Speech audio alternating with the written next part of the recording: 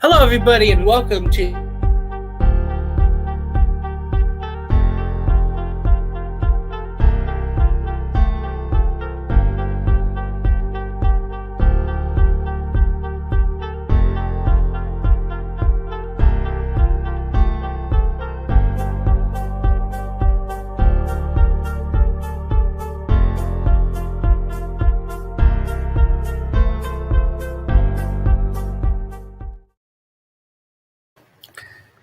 Hello, everybody. Welcome to the IM6 Network.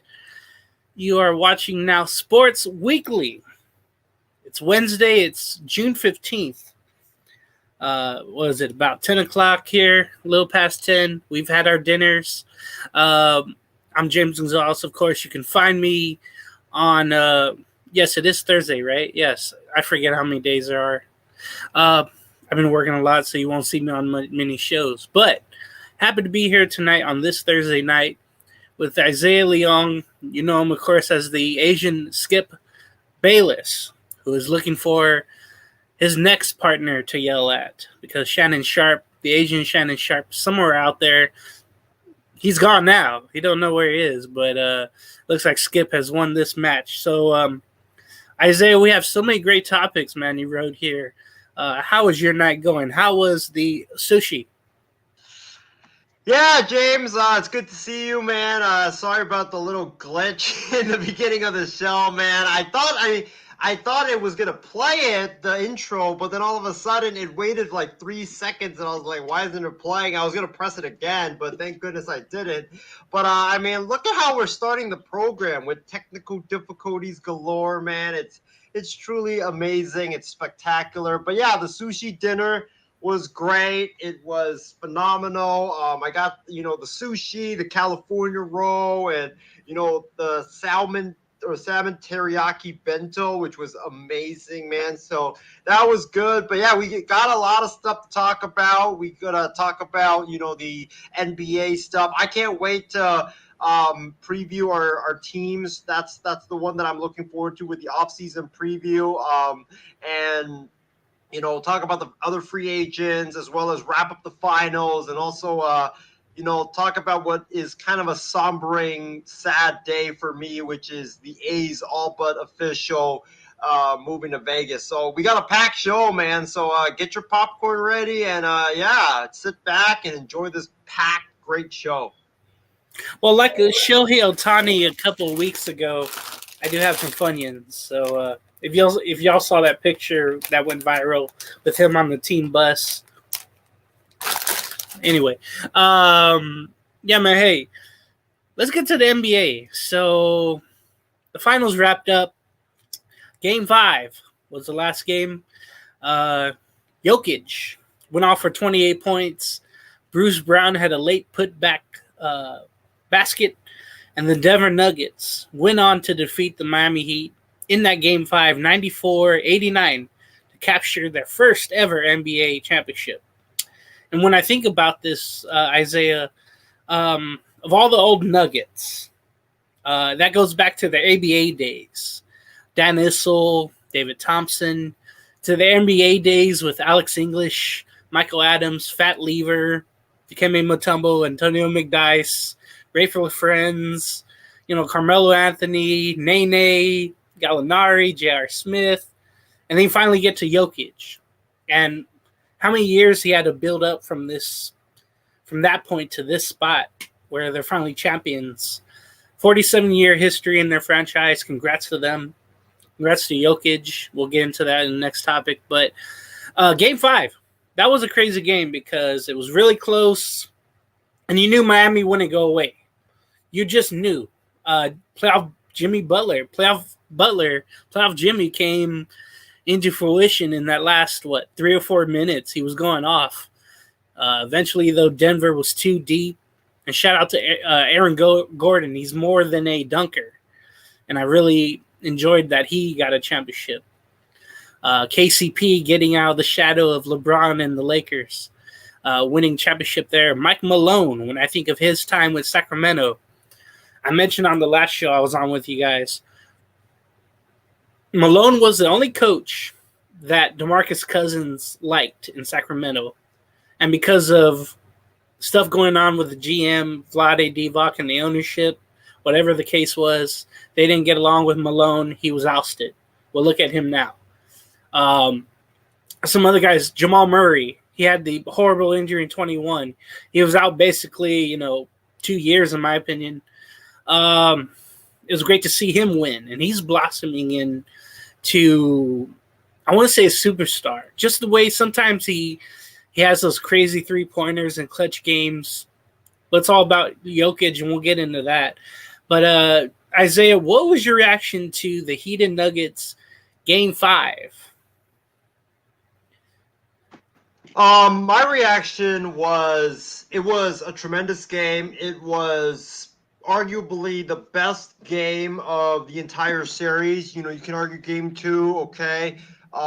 Game 3, game 4, they were kind of mini blowouts. So it wasn't really that exciting, but this came down to the final possession. I mean, this was just a neck and neck battle. It was a nail biter type of a game. I thought Miami was going to win because Miami, they got off to a great start. Jimmy Butler was terrific early. Gabe Vincent, Max Strus, they were terrific early. Kyle Lowry had a great game early in the game, and Miami actually got off to a 24-22 lead. They were up 51-44 at halftime, and they were actually, you could tell that they were not steamrolling the Nuggets, but they had that upper hand, right? They had that upper hand in that game, and I thought credit to Denver, they came back strong in the third quarter with their suffocating defense.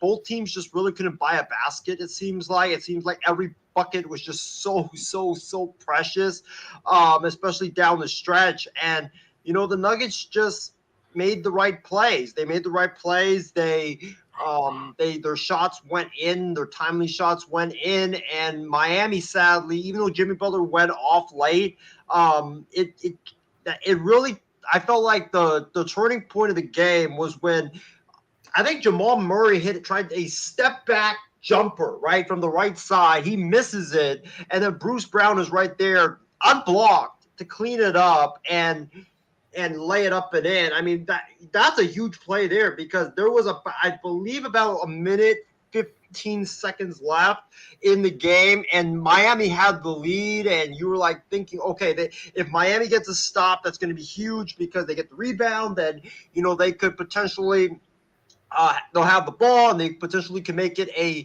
3-point game or even a 4-point game at that point. And with the way the game was going, I mean, that would have been massive if you made it a 4-point game with about a minute plus to go. So Bruce Brown with that putback, I mean, that was just a huge play for the Denver Nuggets. It was a huge error for the Miami Heat just not blocking out Bruce Brown because he just came in free untouched.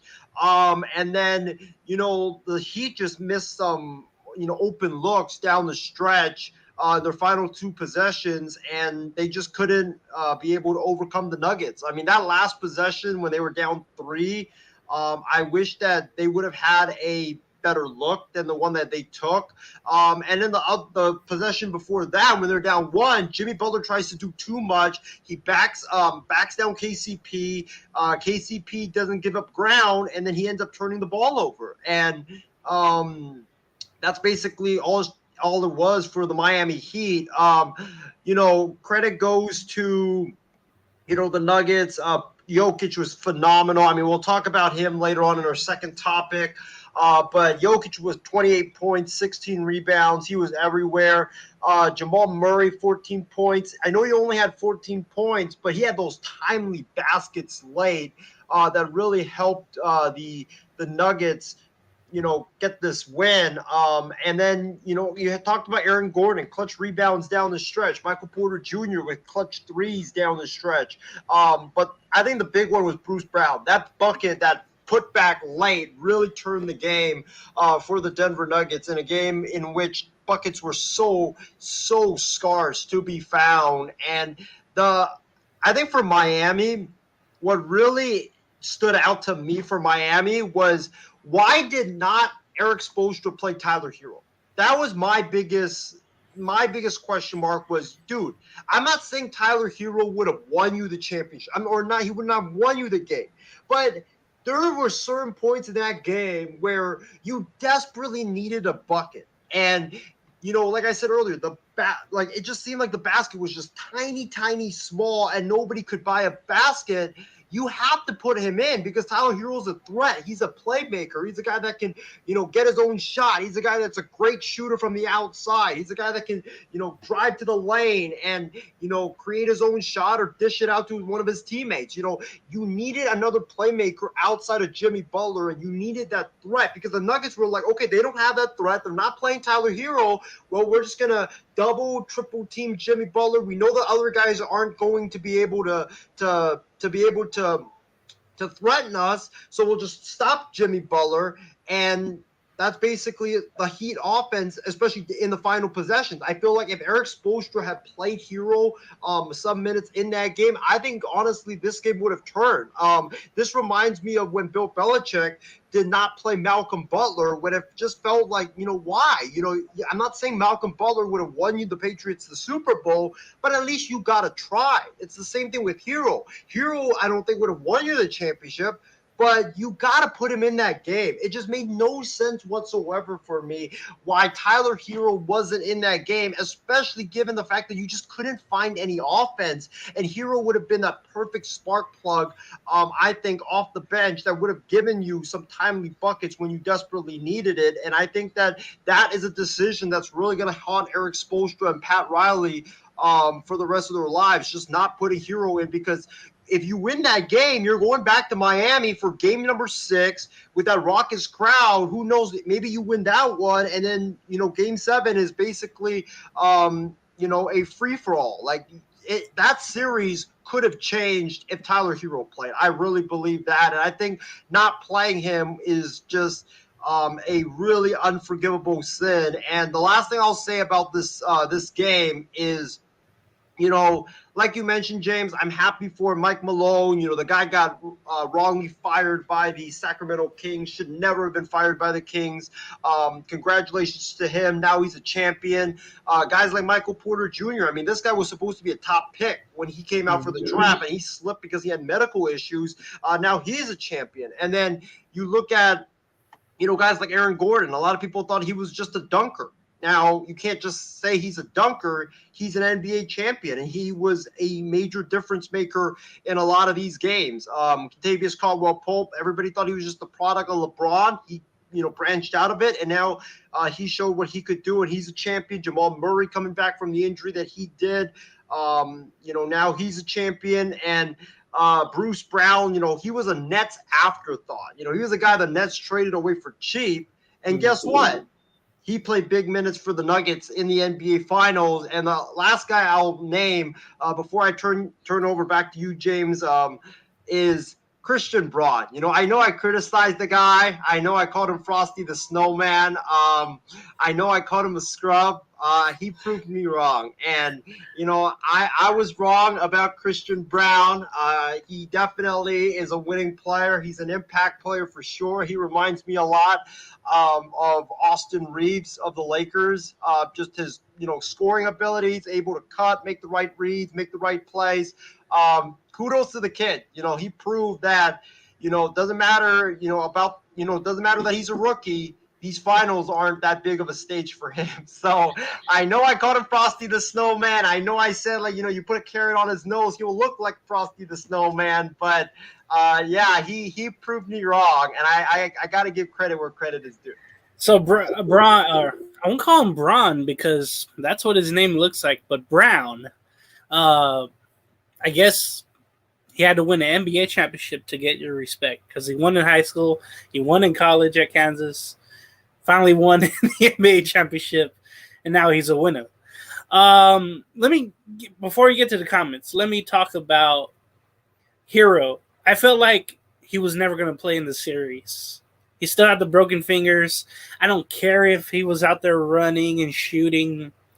It takes a lot to get back from that, and it doesn't go along with the timeline of when the games are going. I just don't believe that at all. I think Miami put that out there, just say, hey, we have him. We may play him. He's available. He may be available. But I don't think they're ever going to play him, to be honest with you. I just assumed too much, and I just assumed that. And I'm happy you didn't mention one guy on the Nuggets, Isaiah, DeAndre Jordan. It would have been the same with Blake Griffin if the Celtics won, because I am just hella jealous, right? All those years of the Clippers, all the free throws DeAndre Jordan missed, the hack of DJ playoff games. Honestly, I didn't want him to win a championship, but that changed because I realized how long he's been in the league since, 08, 09. You never want to see the people leave you do well enough to win the whole thing. But vegan DeAndre, I guess, deserves it. It would have felt differently with Blake Griffin because there's still that little beef with the Clippers. Anyway, so I had to get that in. Isaiah, if you want to read off the comments, I hear we have a lot. Yeah, we have a lot of comments. Appreciate our fans for tuning in. We have our guy Ben Cruz. He says, "Sup, fellas? Ben, I know you're exhausted as hell right now. I hope you get some sleep, buddy, and get some rest, man. You deserve it." Thank you so much for tuning in, by the way. Ben also says the Nuggets steamrolled Miami this series. They'll be favorites to possibly repeat. James, the Nuggets, for me, I would say you could put them as the favorites right now. But I think that we have to wait to see how the offseason plays out. Because I think there's going to be a lot of trades. I think there's going to be a lot of massive free agent signings that I think will turn the tide in the NBA. And I think that you're going to see a whole different league, next season when the league starts, because that's how much shifting I think we will see this offseason. You know what this reminds me of? In their team, as they are now, they kind of remind me of the 2021 Bucks, right? When you have a superstar with, Giannis and Jokic, right? And then you have a complementary piece with Murray and Chris Middleton. Well, what if Murray gets hurt again? Like Middleton did. You saw that they lost to Boston. Boston went on to the playoffs. Well, Denver could lose to somebody in the playoffs and miss out on repeating. So every championship is different, and then every next season is different. Not everybody can be the 2000s Lakers, the 90s Bulls. But it would be a great story because once you win your first, and you heard Malone today at the parade say, well, hey, we're not done. We want to win more. So I was very happy about his boastfulness, but hopefully it will be not too much, I guess. So if you're still there, Isaiah, you can read off some more comments here. Yeah, and then we have Ben saying Jimmy Butler was a no-show a lot of this series. Thought Bam was their best player.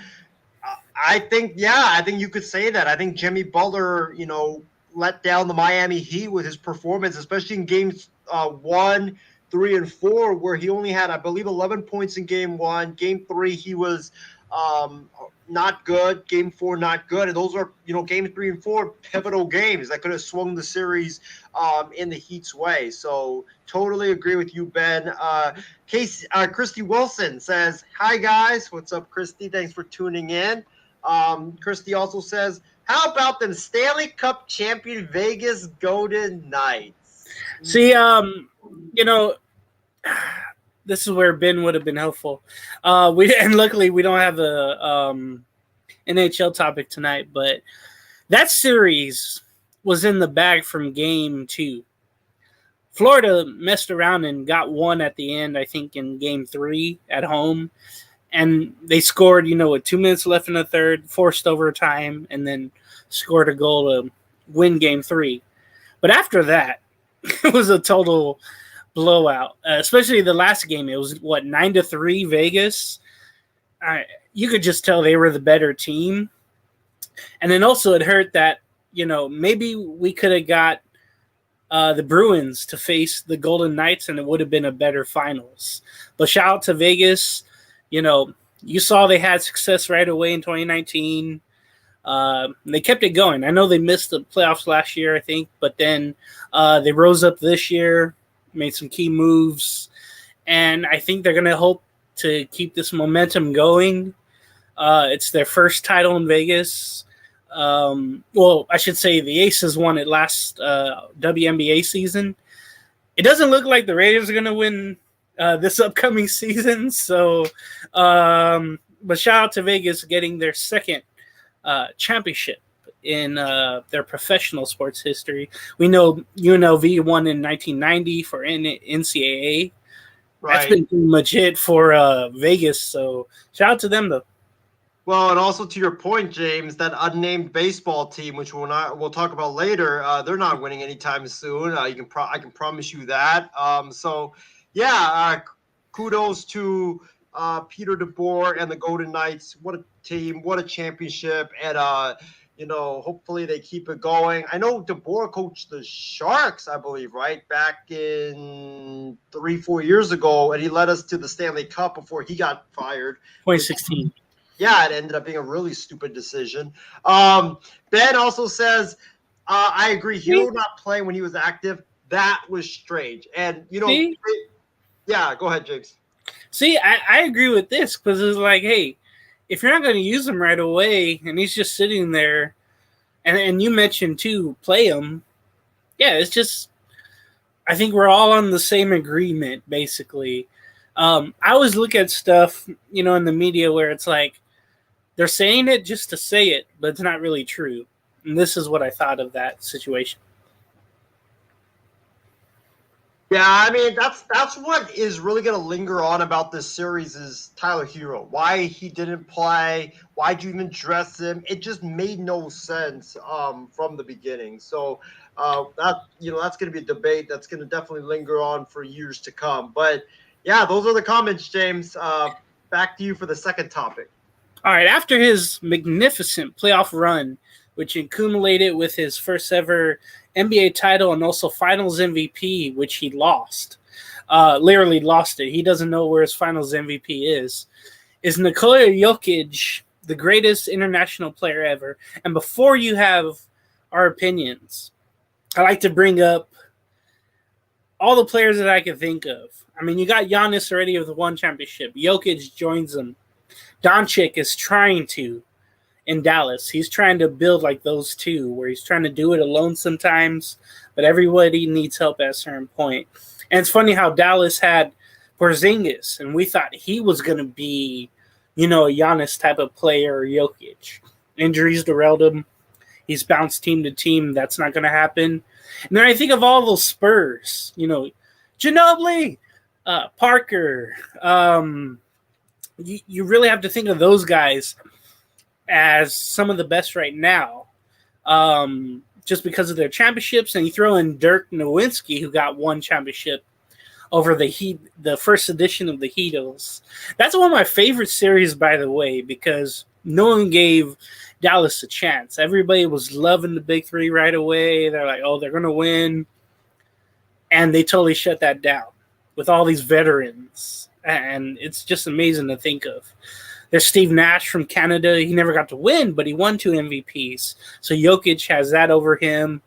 You throw in Mutombo, the Gasol brothers, with Gasol winning back-to-back in 09 and 10 with the Lakers. Hakeem Olajuwon, he won 2 championships, right? And he's always underrated when it comes to centers. Everybody forgets about him. And it's funny this comes up, too, because at work yesterday, I got my mind off of cooking. I went to the break room for my lunch break. You know what I did? I watched a good 23 minutes of Hakeem Olajuwon highlights. So I was like, dude, he gets so overlooked. Everybody is enamored with American players, all the mixtapes and all that crap. And we're not giving love to these international players I just mentioned. So I love this topic because I can name all these international players.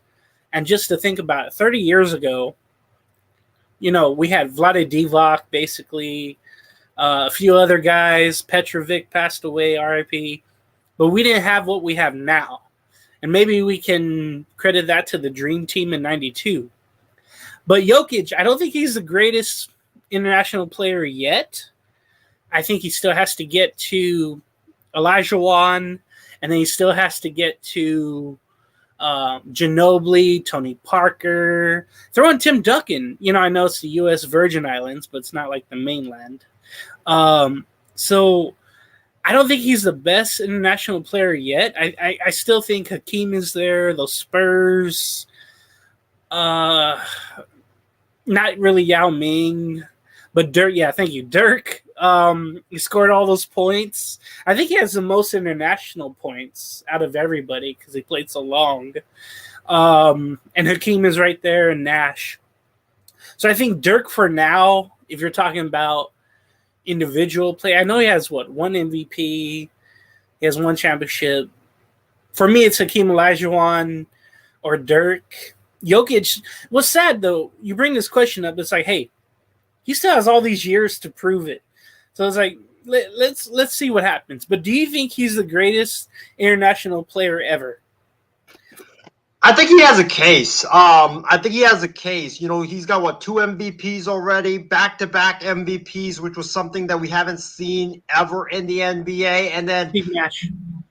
Yeah, since Steve Nash. And then you have this championship. I mean, this championship was the Jokic run. I mean, he just dominated. He was flat out unstoppable. You couldn't guard him whatsoever, 3-point line in the post. He was just doing whatever he wanted. All those triple doubles, that he was putting up in the regular season, in the playoffs, I think he has a case. But when you look at it, you're right. There's just a lot of top international players, Dirk Nowitzki. That run that he had back in 2011, when they beat the Heat, I think you probably have to say that's one of the greatest playoff runs of all time, because he was on a team that, yeah, they had a bunch of good role players, but he was the only star, right? They didn't have another cool star opposite of Dirk Nowitzki. Jason Kidd, but he was older. There was Sean Marion, but he's a role player. Tyson Chandler was there. But he was more of a role player. Yeah. Right.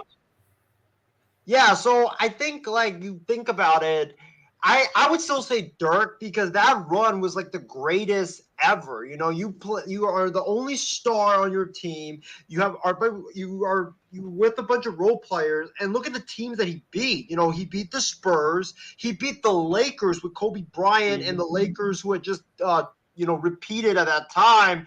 And then he beat the Miami Heat with LeBron, Chris Bosh, and Dwayne Wade in their prime. So he single-handedly carried them to that championship. He was just unstoppable in the finals, in the Western Conference Finals, in the Western Conference semifinals. I know, I hated Dirk for the longest period of time once he kicked my Lakers' butt in that semifinals. But, you got to respect it. He was just terrific.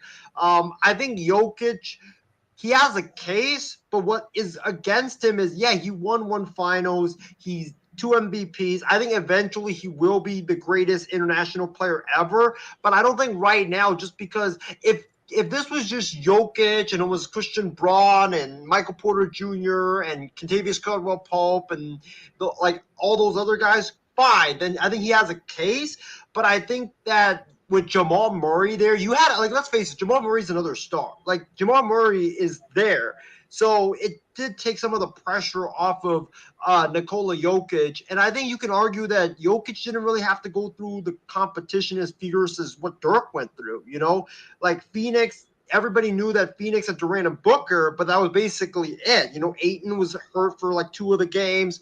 Paul was out for, I believe, majority or the entire series. And they didn't really have any depth. And then you look at who they played in the first round, Minnesota.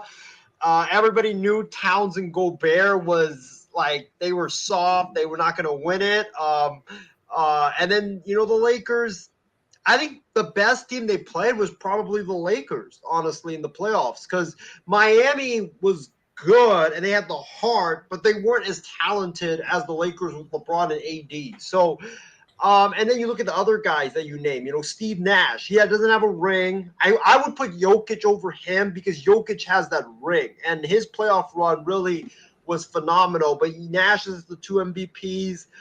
I want to badly put Yao Ming in there because that was my idol growing up. But I don't think you can. I think we didn't get the best out of him. Yeah. Plus, he was always injured. That's what I mean. Yeah, that was like the sad part about it was he was always hurt. Sabonis, Rita Sabonis. We got the older Sabonis in Portland, but people tell me all the time that the Sabonis in his country, a younger one, is like the one we have now, but with better vision. So we didn't get the younger Sabonis. So that was another one I forgot to mention. Well, and then you mentioned Hakeem, 2 championships that he had. He was terrific in those finals. I would put Jokic over Parker because I just feel like, in that Spurs era, the Spurs championship, it was like Parker was great, right? Don't get me wrong. He was great. But I feel like it was Tim Duncan who was doing a lot of more of the carrying. Like he was the best player on those Spurs team. And then you could argue maybe it's Ginobili, maybe it's Parker as the second one. But we all knew the top dog on that Spurs team was Tim Duncan. So I would probably put Jokic over Parker. Ginobili, yeah, I'd probably put Jokic over him. But I think for me, like the biggest one is Dirk, Giannis, and Jokic. I think those are the 3 because Giannis had an amazing playoff. I forgot. You should have said Giannis. I think I did at the top because I was trying to go back in time. I was like, I probably mentioned Giannis, but not after. Duh. And he's already won. He's got the MVP. He's got all the. Everybody. He's got the MVPs. He's got the ring too, and he was Finals MVP. So I think right now it's Dirk at the top.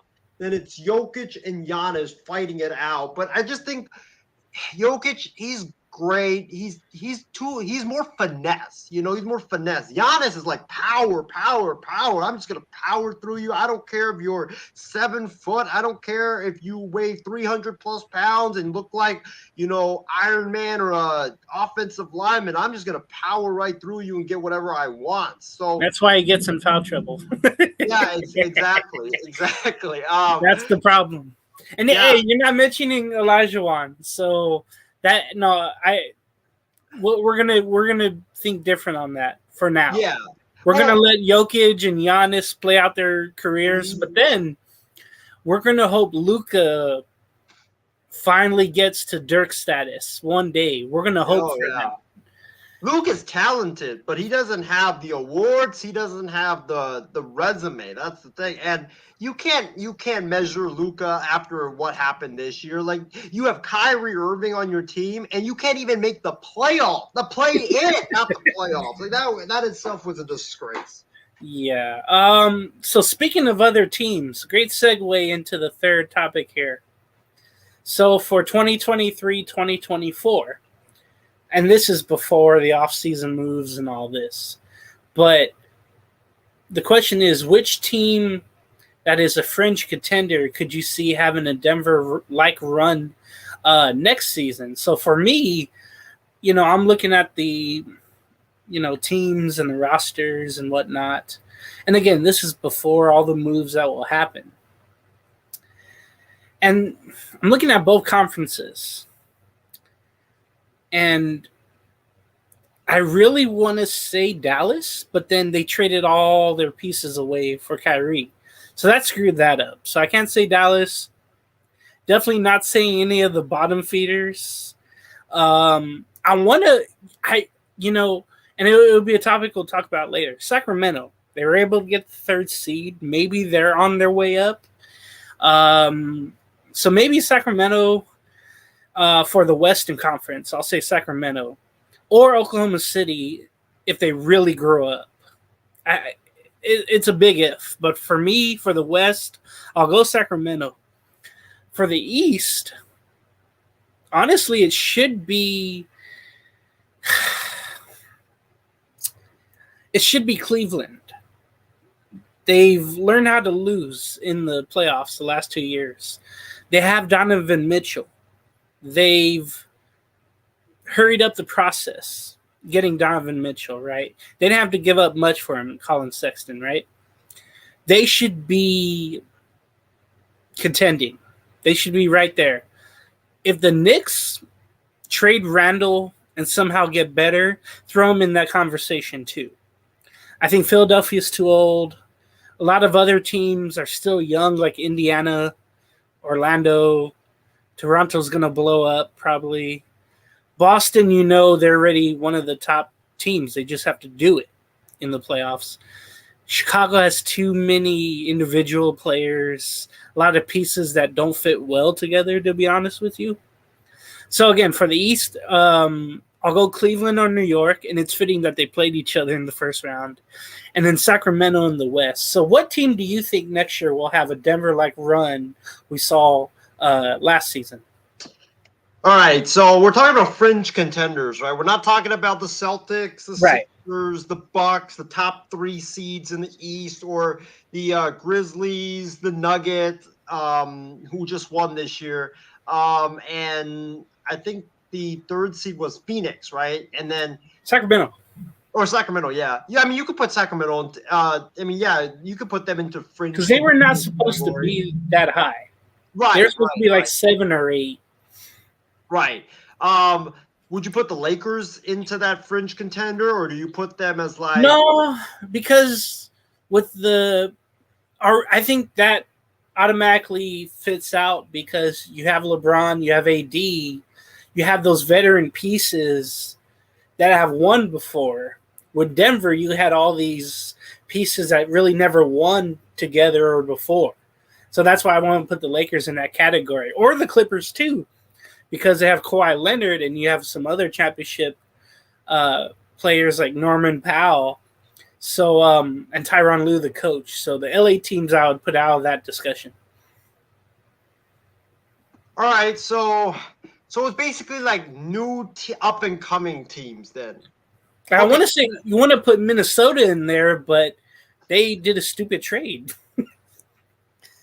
Just say, you know how I feel about the Wolves. The Wolves aren't gonna win anytime soon. Let's just face it. All right.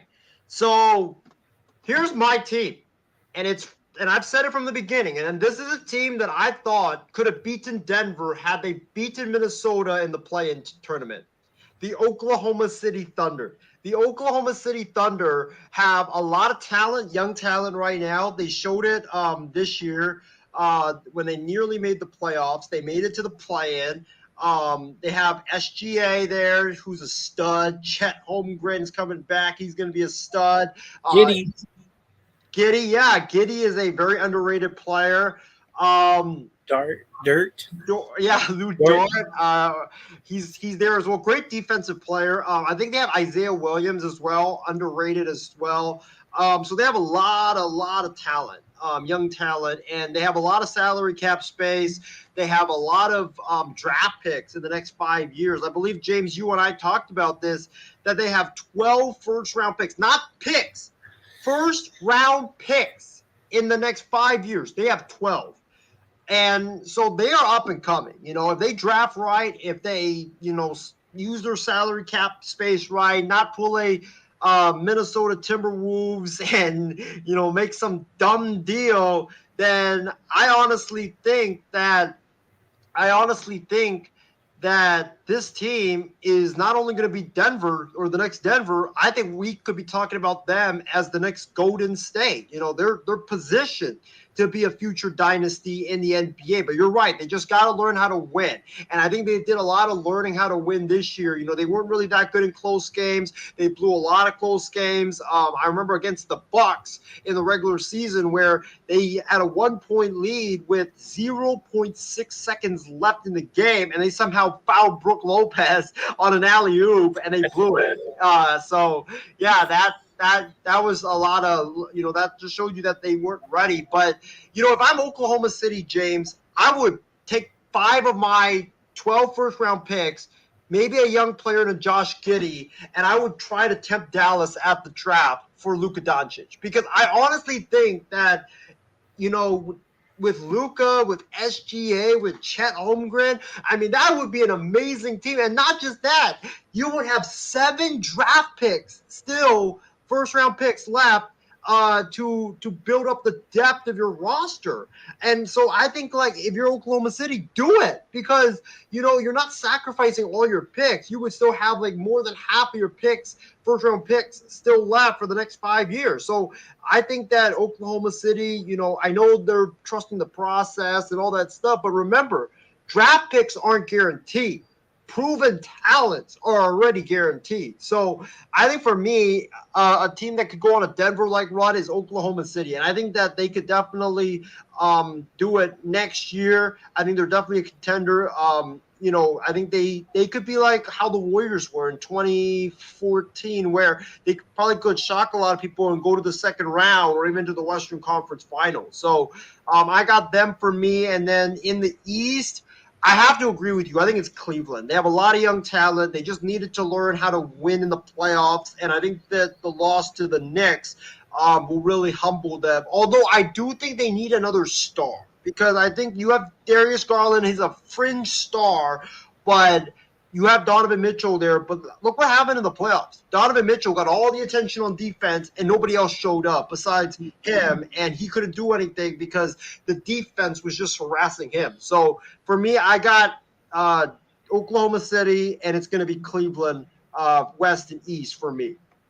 And to mention this, the Thunder did have a trade with the Nuggets during the finals. The Thunder traded their least favorable pick for what was it? They traded 2024 first round pick, the 37th overall in this year's draft, to the Nuggets for a 2024 second round pick. So they did lose a first round pick to Denver, but they gained one next year, and also a second round this year. So already they're moving things around, and man, with Holmgren and whomever they draft, I just can't wait for their possibilities. It's like one of those teams where you really want to see them. You really want to see them do well. So let's get to our off-season teams preview.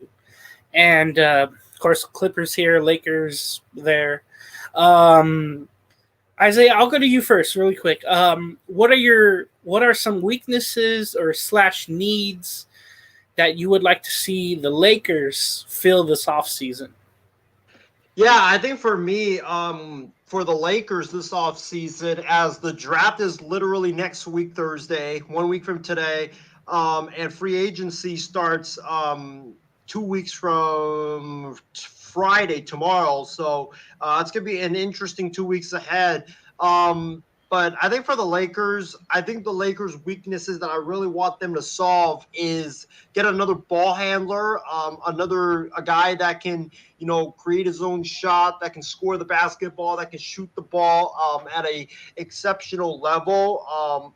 Basically another star talent, because I think that LeBron is at the point of his career where he can't be your number one. He's always going to get hurt now. AD, you can't depend on him. So you need a guy to keep the team afloat while LeBron and AD are either injured or they're load managing. So I think, get another either star or fringe star to help out LeBron and AD, but get a third, a guy that can be that third option for you on offense. And then I just want to see the Lakers get more defensive help in terms of wings, and also get bigger, because let's face it, Denver is not going anywhere. And the Lakers, I think, showed the recipe for how to tire out Jokic and how to beat the Nuggets. And that is, you wear him down physically with two bigs. And the Lakers, for some reason, decided to do what Miami did, which would play Bam Adebayo and play Bam Adebayo and Kevin Love, guys that you can't really physically wear down Nikola Jokic. I mean, Bam tried his damnedest do it, but he just couldn't. The Lakers tried it with AD. I don't know why they didn't put Tristan Thompson in until like game 4. Mo Bamba was hurt, sadly, so they couldn't really do that. But I think they need a big that can physically just tire out Jokic like they did back in 2020 with, Dwight Howard, JaVale McGee switching back and forth on Jokic duties. I think that's what they need. They need to get bigger. They need to get stronger. And I think that they just need to get more depth in terms of wings to load up, because Reeves is a free agent, although he's going to come back. Rui is a free agent, but he's restricted, so he's probably going to come back. But you need more guard depth, another option on offense, like a fringe star is okay. And also get bigger. Get bigger and get more bigs. Okay, so since you mentioned your free agents, we went through that with the Lakers. Let's finish with what are some free agents you would like to see your team sign, and players you would like to see your team acquire via trade? Yeah. Actually, I think I forgot to bring up one more free agent, D'Angelo Russell. He's going to be an unrestricted free agent. There's been talks that the Lakers could do sign and trade to get another star caliber player. So keep an eye on that. As far as the free agents that I want the Lakers to sign and or trade for, I got a couple. Number one, Dante DiVincenzo. This is a guy that I've wanted since his days in Milwaukee. I think he's a great slasher. He's a great 3-and-D guy. He plays great defense. He can shoot the 3 at a great level. He showed that in Game 6 when he was tearing up the Lakers apart. I think he would fit with the Lakers really well. And I think that he could be that depth, that wing depth that I was talking about that the Lakers needed to acquire. So he's a guy that I want. And I think he'll come cheap. I don't think that he was inconsistent a lot this year. So I don't think you're going to see a lot of teams give him a big contract. So I think that you could give him like maybe the mid-level exception or something like that. And then you can get him to LA. As far as the other players, Chris Paul. Because I think Chris Paul would fit. And I think if you give him like a veteran minimum, it would be so worth it, because he can be that ball handler, be that guy that runs the offense when LeBron needs a break, and doesn't, you can have another ball handler to not have too much pressure on LeBron. And also he can be that guy that I talked about that can create his own shot and also can shoot the 3. Because Chris Paul, James, you and I both, he's old, but he can still play. He can still play. He's probably not going to give you 30 points a game, but he can still give you 15, 17 and be that third option that you need. So I want to see the Lakers get Chris Paul. And then I would probably say, if you do swing a trade, the guy that I really want the Lakers to go after, James, and I know it's a girl's contract, Bradley Beal. I think Bradley Beal would be a great fit for the Lakers, because I think with his 3-point shooting, that's why I want Devin Booker on the Lakers, because LeBron, he's going to get a lot of attention. AD is going to get a lot of attention in the paint. LeBron is going to drive. He's going to, clog the paint up, which will open up the 3-point shooting for a guy like Bradley Beal to just get a lot of open looks, because you can't double everybody. So he's going to get a lot of open looks. And I think that if he doesn't want to shoot, then he can just slash and, put more pressure on the defense. So I really want to see, LA either get Bradley Beal or Zach LaVine. And I think that would really help us out if we could swing that trade. And the big,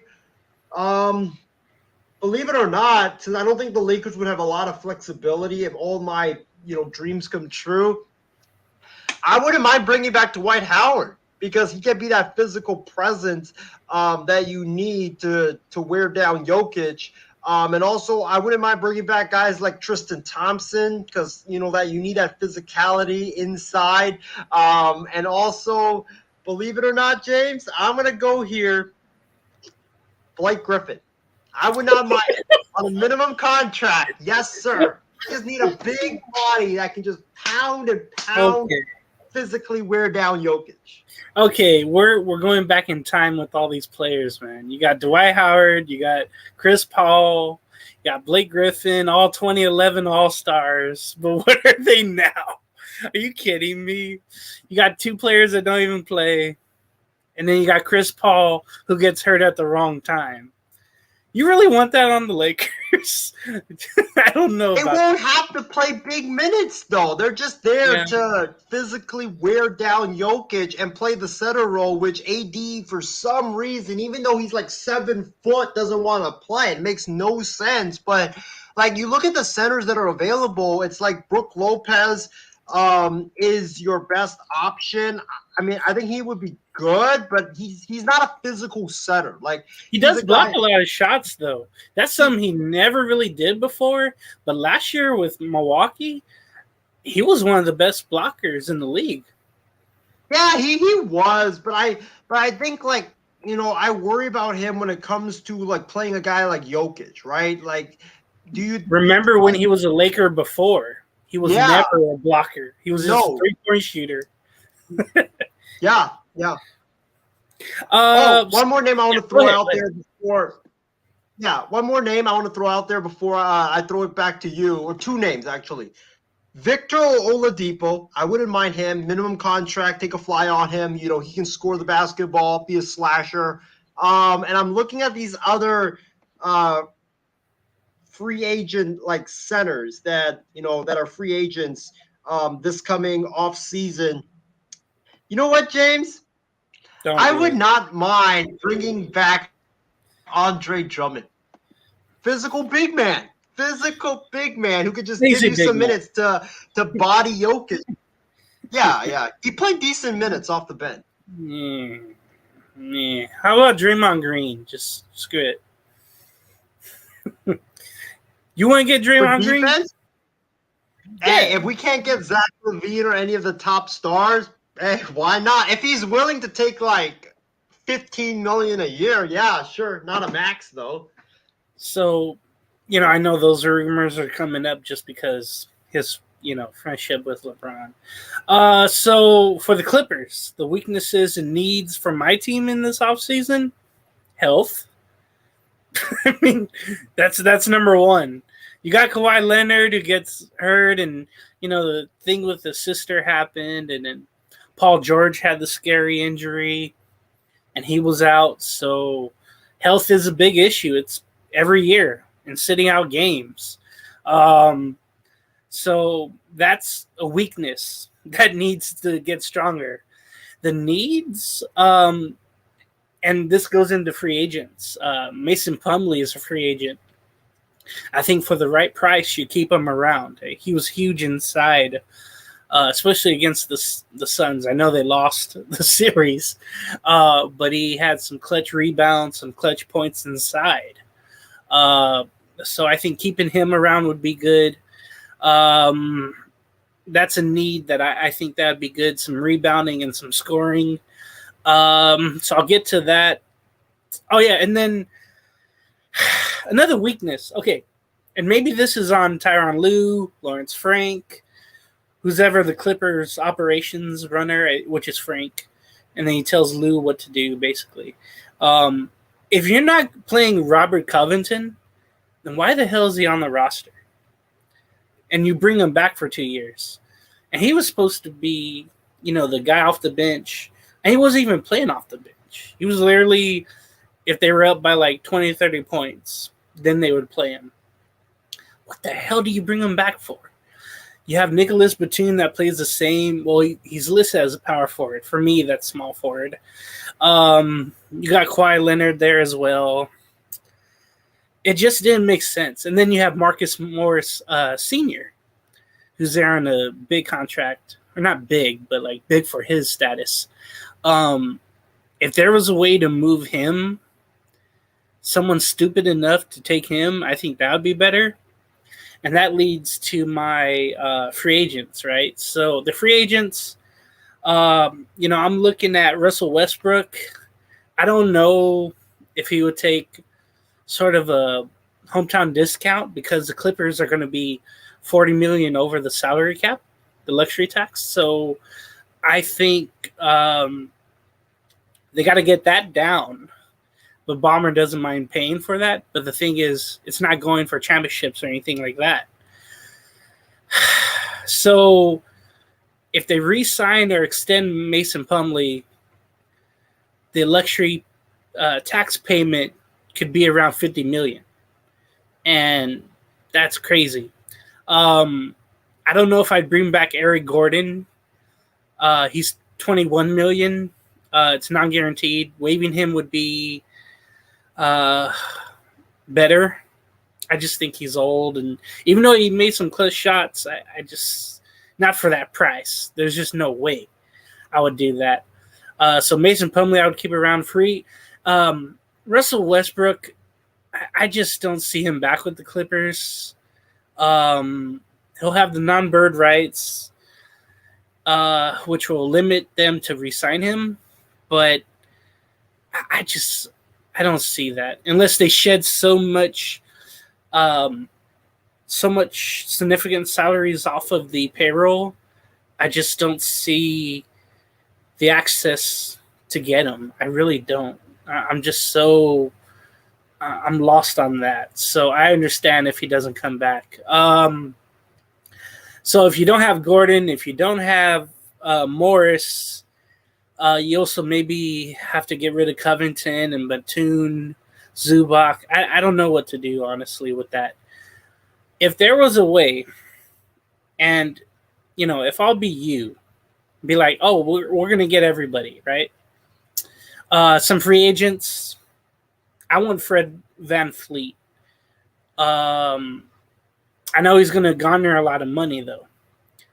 You would have to tell him to say, hey, you can take less on a short deal,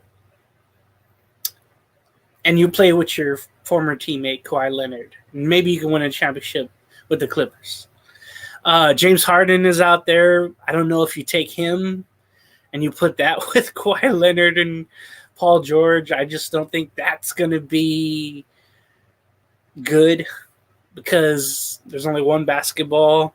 But I did have a vision one night a while back. It was James Harden coming off the bench for the Clippers. And for some reason, I saw that in my mind, and I woke up. I was like, the hell? Kevin Love could also be someone the Clippers go after. Who knows? Vucevic, if he doesn't garner a lot of money, I would go get him. I don't think Derrick Rose would be somebody. Will Barton, Christian Wood. Now, that's an interesting piece right there because I don't know if Dallas is going to be able to retain him. That would be an interesting piece to go along. But I think someone's going to, end up going to get him. So there's Kuzma, Clarkson, Hart, Oubre Jr., Richardson, Dylan Brooks. Dylan Brooks is out there, by the way, but would you touch him? Nah. He'll just poke the bear. Horton Tucker's out there. Speaking of that, Brent Williams is there too. Yeah, Jay Crowder. Oladipo, I like what you said. I think anybody should be looking at him and say, hey, he missed the chance to go to the finals. He's probably hungry to get a chance to go back. So I think that'd be awesome. Seth Curry could be someone. No, not Ingles. Can't believe Rudy Gay still was playing. But yeah, there's some other guys like Corey Joseph. I always saw him coming back and playing with Kawhi Leonard. So all those guys I mentioned, I know it's a laundry list of guys, but all those guys I could really see some of them being Clippers just based on, hey, there's a chance to win here. There's something here. Really, I don't see the Clippers unless they make trades. They would have to get rid of either their 28 or 29 first-round picks to make a trade happen. And you would have to do that, of course, in separate deals. I mean, screw it. You got to extend, George and Kawhi, later on, or you don't. Then what's your future? So it's kind of it's like basketball hell in a way when you talk about their salary cap, their luxury tax situation. It really is, and it starts with the two guys at the top with George and Leonard. If they're not going to be playing, you're not going to be winning, and you're left with, whomever you're left with, Norman Powell. So it's going to be an interesting offseason for our teams with the Lakers and the Clippers there. it's going to be a lot. So the news came up, I think it was yesterday or today, with the Washington Wizards. They are planning to work with star guard Bradley Beal for a trade this offseason. Meanwhile, the Chicago Bulls are scouring the market to see what kind of interest is there for their own star guard, Zach LaVine. And he could be dealt this offseason. And I did see some stuff where Zach LaVine, and I remember this talk was coming up last year with Zach LaVine to get traded. And that never happened. I really thought that was going to happen one day.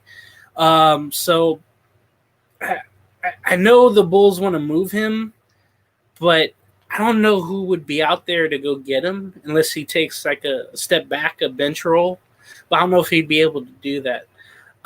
So firstly, with Bradley Beal, you mentioned him. Does he have a big He has a big contract, I'm guessing, right? So, awful contract. You'd have to work with him. You'd have to work with him going somewhere else. And you mentioned the Lakers. The Kings are also interested. I could see that would be another step prematurely for the Kings. You know how the Cavaliers went and got Donovan Mitchell? It wouldn't be as significant, but just for a name like Bradley Beal, as you can see, right? Oh, goodness gracious. I see 40s in there. Forget about that. The Sixers and the Celtics are not interested, and I can see that. The Warriors, I don't see that happening. But I see this here where these trade rumors can be intertwined. But I don't think, Bill would go to the Bulls. But you look at all that money, Isaiah, right there. For Bradley Beal, you'd have to take on all that. And look at that player option in 27. Jeez. Oh, hell no. He would be 35 at that time when he's getting almost $60 million. East. Isaiah, I'm not going to say much more on this, but who do you think would make this deal happen, and how would it get done with the money? Here's the thing. Number one, about the Bradley Beal rumors, I'm actually glad that Bradley Beal will be leaving Washington, because the guy's been complaining and saying, oh, they don't build a team around me. Oh, they don't care about winning, yada, yada, yada. Number one, why are you signing these massive contracts to stay in Washington? He's like Damian Lillard. We talked about Damian Lillard on the show last week with Ben and John. And myself and James. Bradley Beal's the same thing. Okay, you're not happy in Washington, so why are you constantly signing big fat contracts to stay in Washington? I know the money is great and stuff, as we showed on the screen when you getting close to $60 million with a $57 million player option. But dude, you chose the money. So you can't complain. But I'm glad that Beal potentially could be on the market, because I think that a guy like Bradley Beal in Washington is just constantly getting wasted there. He deserves to be on a contender, and a team would be lucky to pick him up, because he's a really good offensive player. So I think for Beal, I hope he does get traded. I think that teams like the Lakers, the Celtics, the Miami Heat, James, should be interested, because I think that they lack another star. If they can get another star, then they'll definitely be a top contender to go back to the NBA championship and hopefully this time win it. But I think if you're Washington, and don't forget, I messaged you this, James, Beal's got a no trade clause. So he can pick wherever he wants to go. So it's not like you could trade him to, San Antonio or somewhere, and they'll take on his contract for a first-round pick. But I don't know, who really is going to eat that contract for Beal. I asked you this earlier. If you're the Clippers, would you entertain Kawhi for Beal? Would you? No, I don't think Kawhi. I don't think anybody would want Kawhi. The way that he's missing games, And then when I'm getting Bradley Beal back for, more money and more years. yeah, more years. Oh no, just about the same years. And then the same injury chance. I'm not doing it. I'm basically trading for more money and more games possibly missed. So I'm not doing that if I'm the Clippers. No, I think that like Washington will find it really hard to get a trade partner. I don't really see anybody that will take on that contract. I think that Washington potentially would have to eat some of that money and maybe throw in like a pick or something. But like Bradley Beal's great, but that is just too much money. And if I'm the Lakers, I would do it because of this. I would only do it because the window with LeBron and AD, I think this is your final year. You're going to be in cap hell regardless anyways after LeBron leaves. So, I mean, you might as well try to, field a competitive team while you're at it instead of just tanking or being mediocre. So if I'm the Lakers, I would do it because I think Bradley Beal, you could win a championship this season and it would all be great. But then it's like, do I really want to build around Beal and AD, both making like 45 plus million? I don't know about that. But in terms of LaVine, that's a guy I think a lot more people would target because yeah, he's making big money, and I'm looking at his contract right now. LaVine's making big time money, but he's young. Like yeah, Beal's 28 or 29, but LaVine doesn't have the injury issues that Beal has, right? LaVine is a great player. He's a great scorer. I mean, he averaged 24 points a game for the Bulls last time out. He great 3-point shooter, can slash, go to the rim. He can be that third star, and I would be very comfortable building around LeBron and AD, and building around LaVine and AD than I would be around Beal and AD. I just think like Beal is too much of an injury-prone player at this point. And if you look at Zach LaVine's contract, he's making $37 million next season. He's making $37 million. He got a 5-year, $215 million contract.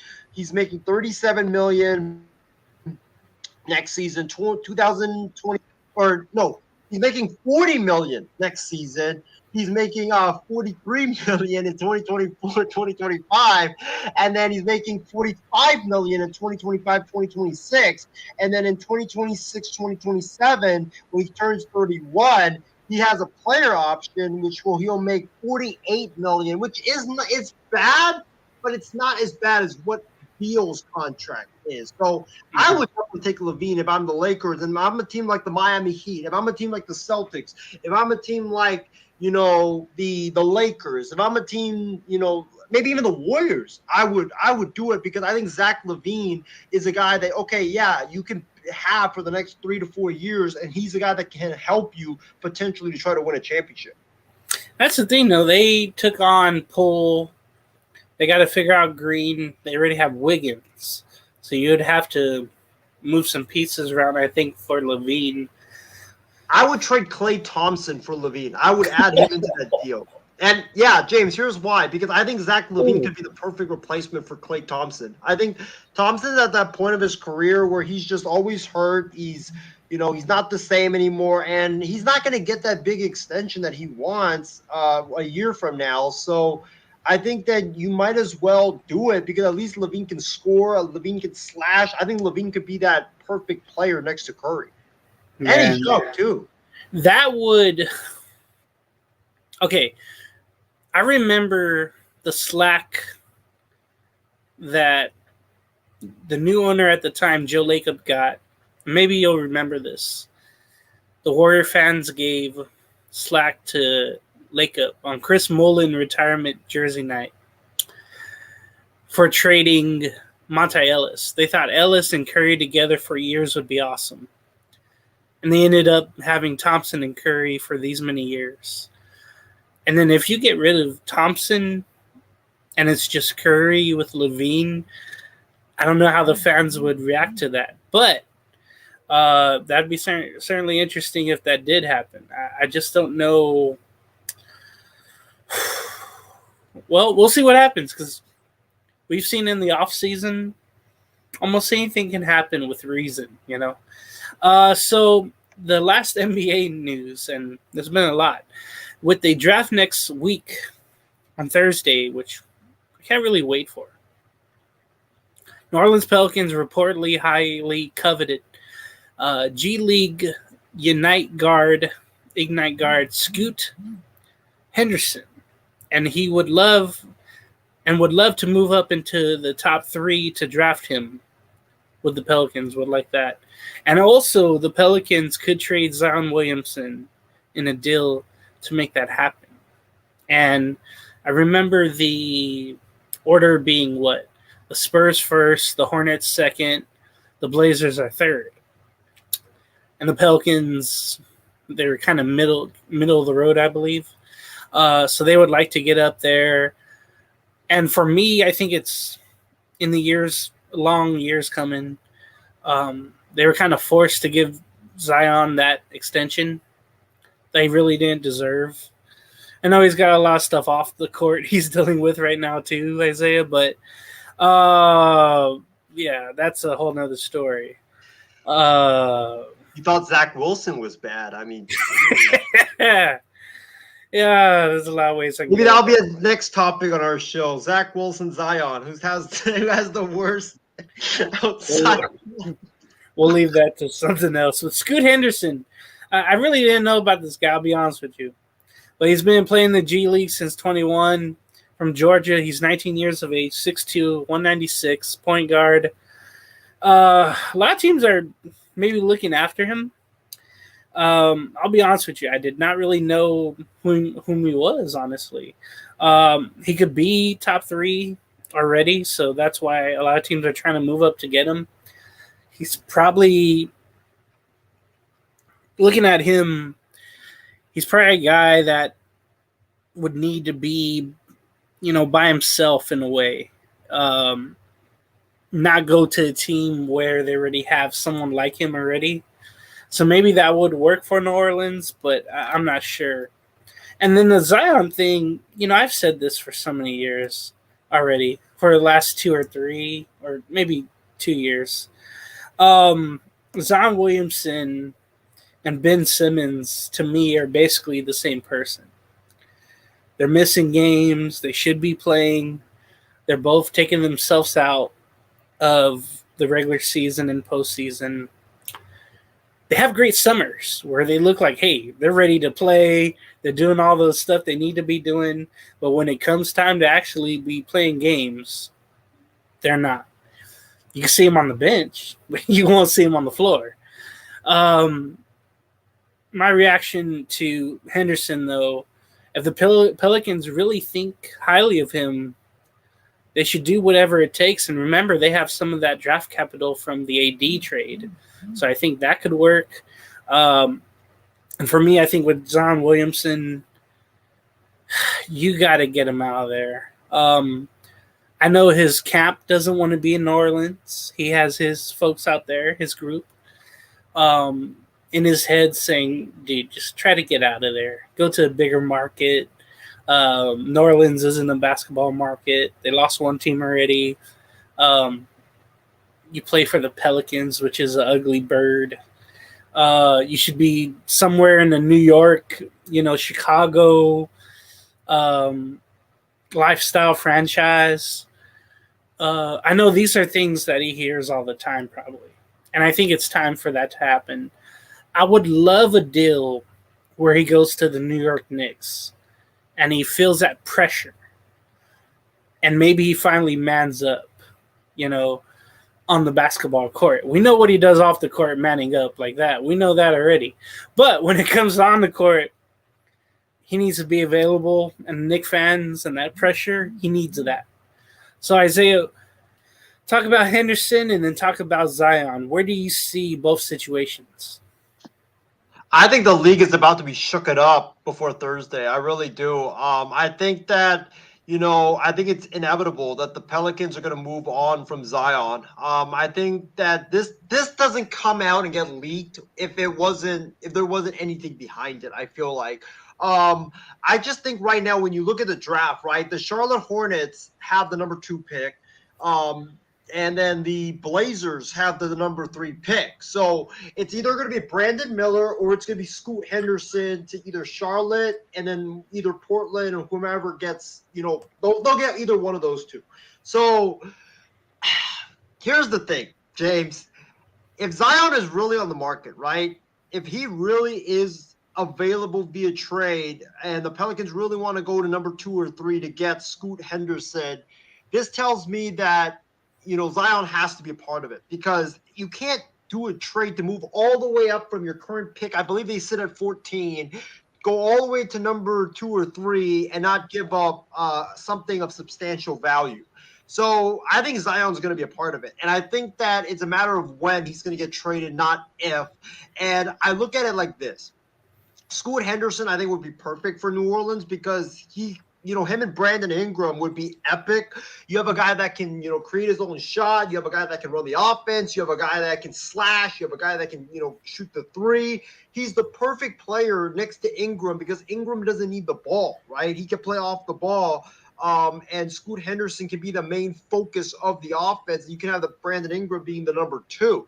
So that is perfect for New Orleans. And now when you think about it, for Zion, they should trade him because he's always injured. He's never in shape, and he can't be productive when he's not available. And he's going to be coming up. I believe his max extension starts next season. So if you're the Pelicans, now is the right time to move off of Zion. And if you're going to, go up to 2, do it. Go ahead and replace Zion with Scoot Henderson. And when you think about the 2 teams, right, Charlotte and Portland, if they were to trade to either one of those 2 teams, I think those 2 teams with a healthy Zion, I think would instantly be a contender. You look at Charlotte. Imagine LaMelo Ball and Zion Williamson. I mean, oh my God, this might be the second coming of the Clippers Lob City. That's how explosive they would be with LaMelo Ball running the offense, and then you have Zion Williamson ability to just power through everybody and catch alley-oops and dunk them down. I mean, that would be a fun, entertaining team to watch. The only thing I worry about those Hornets teams is Steve Clifford. I don't think he's the right coach for them. I think the Hornets need to play fast. I think they need to run. But Steve Clifford is a slowing down, defensive-minded, old-school coach. I just don't think that's a good fit for them. And I think that they need to go out and hire Mike D'Antoni because that would be, oh my God, that'd be amazing with Zion and LaMelo, man. It just never made sense why they hired Steve Clifford in the first place. Like, LaMelo wants to run, and you're going to hire a coach that is old school and plays slow and plays, like, defense. It's like, what are you doing, Charlotte? What are you doing, man? It makes no sense. Oh, no. I haven't heard that name, Mike D'Antoni, in like 6 years. Well, he wants to go back into coaching, though. He wants to go back into coaching. And then if he goes to Portland, Dame Lillard gets the second star that he's always wanted in Portland. I think Zion Williamson for Portland is honestly the best you can get because you're not going to get Levine. You'll probably have to overpay as hell for Beal. I mean, Zion with Dame, I think that with a healthy Zion and Dame, that could honestly be very scary, right? See, that all sounds great, but it's not big markets. True. He has to be, to me, this might be me being an assuming a-hole, but it seems like, okay, he would only have to play in the big city, in the big markets. So Portland, Charlotte, we know it's pretty much the same as New Orleans. And they've had players leave them before because of that reason. Kemba, I think of Drexler in Portland, LaMarcus Aldridge, New Orleans with Anthony Davis. Something just tells me that. It's like, it has to be New York. It has to be Chicago. It has to be LA. It has to be, That's pretty much it. It has to be someone big. Boston? No, don't screw that up. No. Don't. Yeah, I wouldn't screw up whatever they got going. Let's get to our NFL segment. I can't believe there's NFL news. So star wide receiver DeAndre Hopkins did visit the New England Patriots today. And according to the reports, which there's many of them out there, the visit went well and both sides had productive conversations, for whatever that means. But Hopkins left without a deal, surprisingly, and is reportedly in no rush to sign. For me, that says absolutely nothing. And you and me know the Patriots don't really have a quarterback right now. And I'll say this really quick. There's only one place DeAndre Hopkins should go, and it's Kansas City. As much as that pains me to say, go win a championship and get a big contract the year after. Isaiah, so what did you think about this Hopkins news with the visit to New England and nothing coming out of it? And then I'll put you on the spot. Where do you think he should go? I'm glad that Ben is not on the show because he would absolutely eat me alive for this take. But I think it shows that he doesn't want to be in New England or Tennessee. I think it shows that the visits were great, but these aren't places that I want to go to where I can actually win. No disrespect to those places. I think New England. I think you would be better in New England than you're in Tennessee, right? Because Tennessee, they're not going anywhere. They're probably going to rebuild after next season. And then you look at New England. I disagree with you, James, on that they don't have a quarterback. I think Bailey Zappi could be their future superstar. I like that kid. That kid reminds me a lot of Brock Purdy. He's got the swag. He's got the intangibles, man. I think Bailey Zappi, if Bill Belichick decides to pull the plug on Mac Jones, I think he can be the future of the New England Patriots. But that's a different story for a different day. But DeAndre Hopkins would be great for that offense. I mean, they need a number one receiver. Who is their number one receiver right now in New England?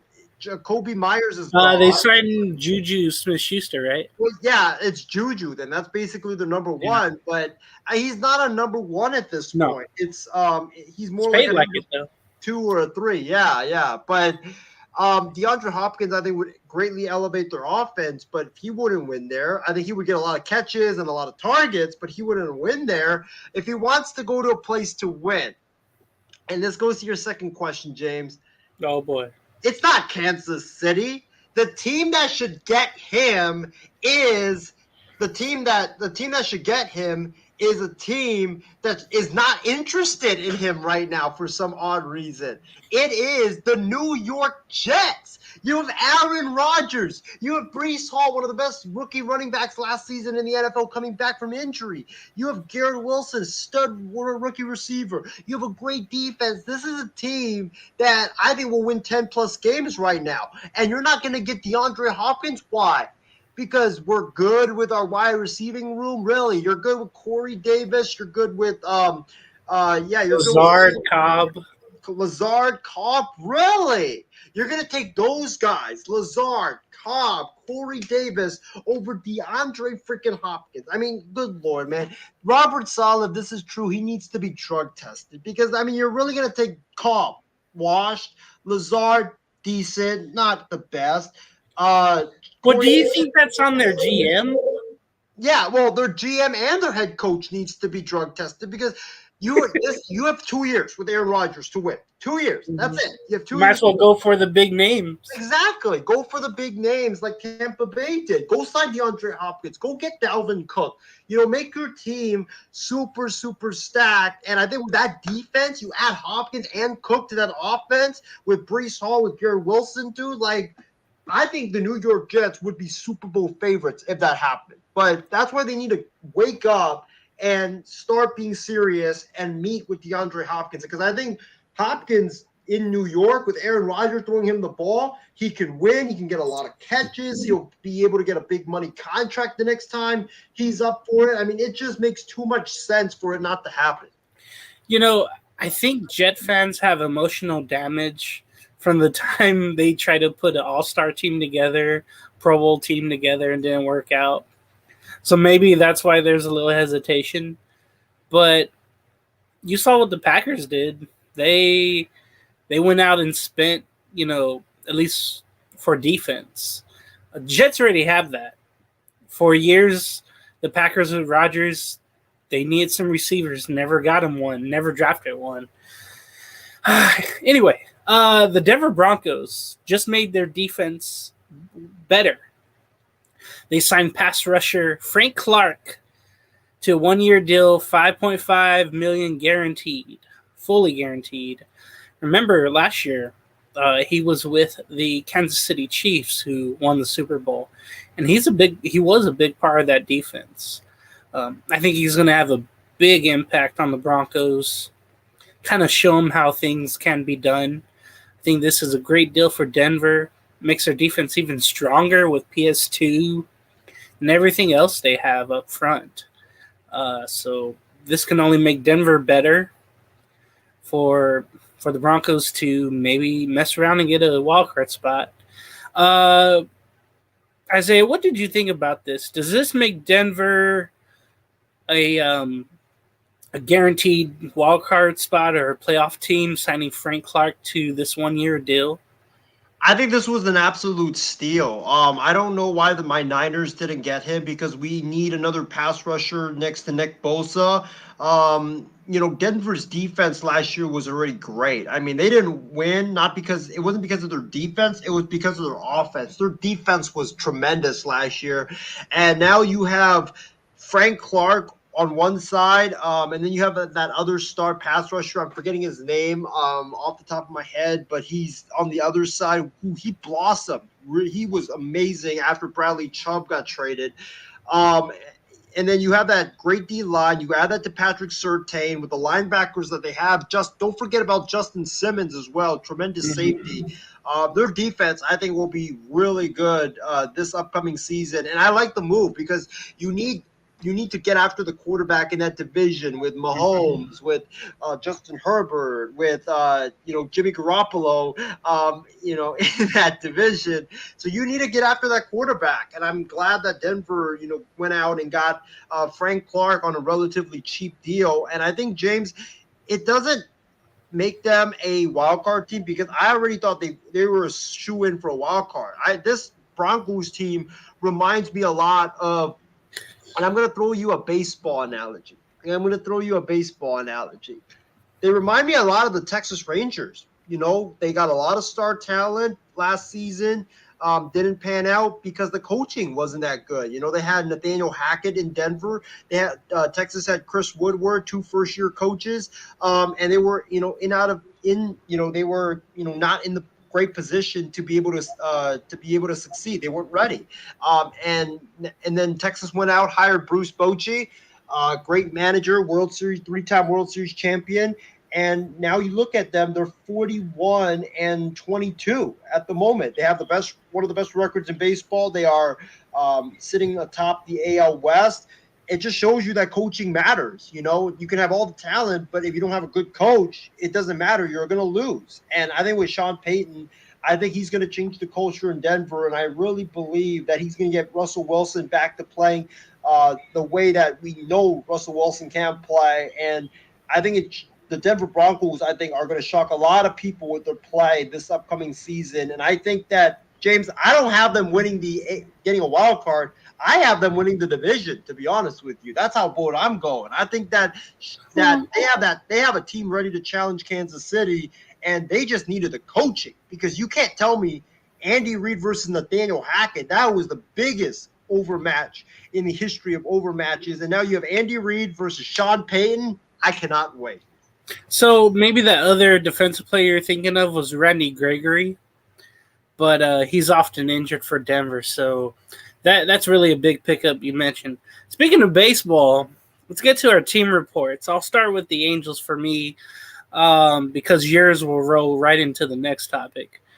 The Angels took 3 out of 4 from Texas. I was thinking 1 out of 4, maybe a split at best, but they've had some clutch hitting from Shohei Ohtani lately. He's been on fire. The bullpen has been really good, other from tonight and the night before. but the first 2 games they've been really good. They also swept the Cubs. They won 4-5 straight. They did lose last Saturday, but they ended up taking 2 out of 3 against Seattle. And they put Seattle down further in the West. They tried to get up there, did Seattle, but they're starting to fall down. Looking at the standings, the Angels are still 4.5 back of first place Texas. 1 game back of Houston, who's 3.5 of Texas back. Seattle now 8.5 back. Oakland 24.5 back. For the wild card, the Angels are a game out of for the third wild card spot. Depending on what happens with Houston, it could be the second wild card spot. Boston right now holding that first wild card spot. So the Angels right there in the driver's seat. I know it's early. It's still June, mid-June, as we go on to the 16th. Today, the Angels have 3 in Kansas City before they come home to play 2 against the Dodgers, 3 in Colorado, 4 against the White Sox, and then they end the month and then go into July against those first-place Arizona Diamondbacks in the NL West. So right now, you get out of your division, and you played fairly well against Seattle and Texas. So that's something the Angels really never did in a long time, to be honest with you. And now you play the worst team in the American League, the Kansas City Royals, and you're feeling kind of good. You have a hot Shohei Ohtani, but Mike Trout has been really in a slump. So that's kind of alarming. The news today, Zach Neto, the rookie shortstop, is on the IL for 9 more days, and he was being awesome. He had so many clutch hits and home runs the last week or so. They're starting rotation. Let me tell you, Ohtani was okay tonight. Detmers pitched well, but had a no decision because of the bullpen. Gio Urshela got hurt tonight, so he'll be out for some time. Jared Walsh isn't really hitting. Drury was suspended for being, I guess, too close to an umpire. I want to say in Wednesday's game or Tuesday's game, but he'll be back tomorrow. Rendon got hit in the wrist, but somehow he stayed in the game. We'll see how his x-rays go. There's a lot of optimism, but then injuries come at the worst time. Right now, Ward is playing well. Moniak is playing well. But Trout has to get going. Ohtani can only go so far by himself. He only starts every 5 days. So right now with the Angels, again, they're in 3rd place in the West, but the game out of the wild card, there's hope here. There's some hope. Now, let's get to your Oakland Athletics. Right now I see that they're 19-52, 21 games out of the wild card spot. They are 24.5 behind in the Western Division. But there's more to this. And I think we'll just go into the second topic because I got to go. I'll be right back. But you mentioned with the Oakland A's, everything going on and off the field, and you were there. But first, how did your team do? And then what's your overall thoughts on the all but official move of the team to Las Vegas? And you can go on for a while, I know, because it looks like the vote will be passed by the owners for the votes necessary to move the team, and it just looks like a done deal. But you were there when they had the reverse boycott, and it's the first time I've ever heard of it. And maybe it's a Bay Area thing, I don't know. But seeing 27,000 there, the fans yelling, sell the team, that felt like a united front. That really did. When I saw those videos on Tuesday night, I think it was, getting off of work, I was just shocked as hell. Because, first of all, I was like, damn, there are fans there. If you build it, they may come, if you build the right team and all that. It looks like Fisher really doesn't get the memo, and it seems like he's always had one foot out. Honestly, that's my thought about it, and it seems like it's going to happen. But Isaiah, I'll be back. But what's your thought on your team, and then the happenings on Tuesday, and then the move that may be coming of your A's to Las Vegas? James, take as much time as you need. I might go on for a while. Might even, break down into tears during the program. You know, by the way, as far as your Angels, so proud of your Angels. You guys are 38-30, fighting for a wild card spot. Maybe even be able to keep Otani. Who knows? At before the trade deadline. Um, I want to start by talking about the whole stadium situation. I was there at the reverse boycott on, I think it was Tuesday night. Yeah, Tuesday night. I felt like I had to be there. I felt like that it didn't matter how sore I was or how tired I was, but I had to be there because it was my duty as an A's fan to be there with my fellow A's fans, my brothers, sisters that I call, that are, fellow employees and, who were about to lose our jobs, sadly. And, I just felt like I had to be there. I felt like it was my duty to be there. And I'm glad that I went. It was a great environment. So glad that A's fans showed up in droves and, basically sent a loud and clear message to the entire world that, hey, it's not us, that it's our fault that that you're leaving. We have fans, we have supporters, we have people. If you only invest in the team, we will show up, but if you don't, that's what this is. And that's why you're seeing it. It's because the people just don't, in the John Fisher, Dave Cavill, they just don't invest in the team, and fans are just extremely disgusted. Um, James, it's for me, it's difficult because I've worked for the A's for 5 years now, and it's truly been one of the best jobs I've ever worked at. Um, the people there are just amazing. From the concession people, the ushers, ticket takers, they're all just amazing. The fans truly amazing. Getting to work there is a dream come true, and you know, it's just awesome. And it's a family, and you there's a lot of places where you can go to work, but you just can't replicate that environment. And we have something really special in Oakland. I was talking to one of my friends who got hired alongside me, fellow security guard, worked at the Coliseum, and he said this that really was kind of my tune, but I thought I was the only one feeling like this. um, but he echoed my statements, which was, I can get a security guard job anywhere. But what I can't get back is the family, the brothers, the sisters that are here, the special environment that is here in Oakland. And it really is tough. It really is. I feel like I'm involuntarily getting a family just taken away from me.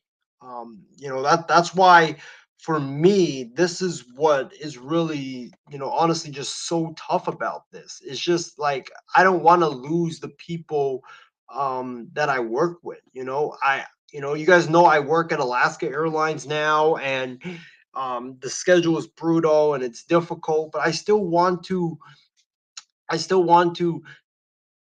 you know keep working for the A. So that's why I try to make time for it, because the environment, the culture is just so great. And it's just gonna suck that I won't be able to work for the A's you know for much longer because they're moving to Vegas. And you know I said this to my guy Callan McClurg, shout out to him, former host at MI6.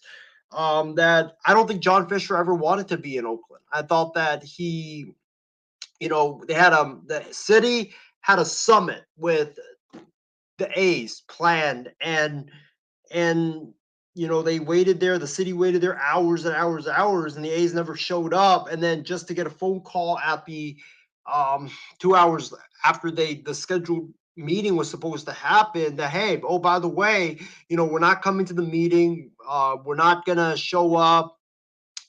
Just be prepared. We have a leak coming out that we bought a stadium or a land deal in Vegas, and that just for me just showed that hey, he never wanted to be there, because if you're gonna set up something and you're gonna agree to it, you gotta at least be there. Like I don't care if you want to be in Vegas. I don't care if you want to be somewhere else. You gotta at least be there, man. That just showed super unprofessionalism, and it just showed me that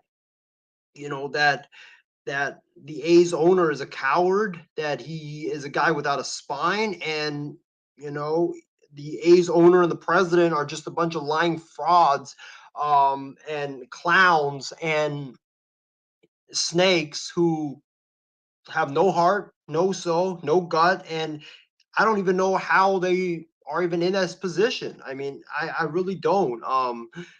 They have no professionalism. It's a disgrace that they're even in the positions that they are right now. Um, and it just sucks that Rob Manfred is going to back them because he wants a team in Vegas because of the money, and that honestly is what really hurts. It's what really difficult. I wish Rob Manfred and John Fisher and Dave Calvo knew how hurt, not just me, but all the employees there are, that we're getting our family involuntarily stripped from us, and um the fans talk to them. I know a lot of them have like stories about how they grew up A's fans, how they grew up baseball fans. They're going to get stripped of those memories and moments. And it just really sucks. It really, really just sucks. And I don't really like care about the baseball team. Like the baseball team is fun to watch, and it's fun to be a part of, James. But for me, it's the job, and that's what really hurts about this. It's the job, and that's what really stings about this whole thing. And James, I'm gonna wrap up like the A's stadium thing with this. Is I honestly think that, and I tweeted this tonight, but I think that President Biden needs to open up an investigation into the corruption that is Nevada politics. Because the fact that you had all these senators, majority of 2/3 of them, just rail against this bill and say, we're not going to support it. We're not going to, go for it. We're not going to, go. We're not gonna watch it. We're not gonna support it. There's all these issues, and then all these meetings get adjourned and they get pushed back. And a week later, it's like, oh, the senators are like, we're good. We're good with everything. When literally last week we had you on record saying how opposed you were of the bill and how disgusted you were of it. And I'm pretty sure, James, there's probably some fishy money under the table that is going on, man, because there's no way your opinion flips just like that in 1 week. There's absolutely no way. And,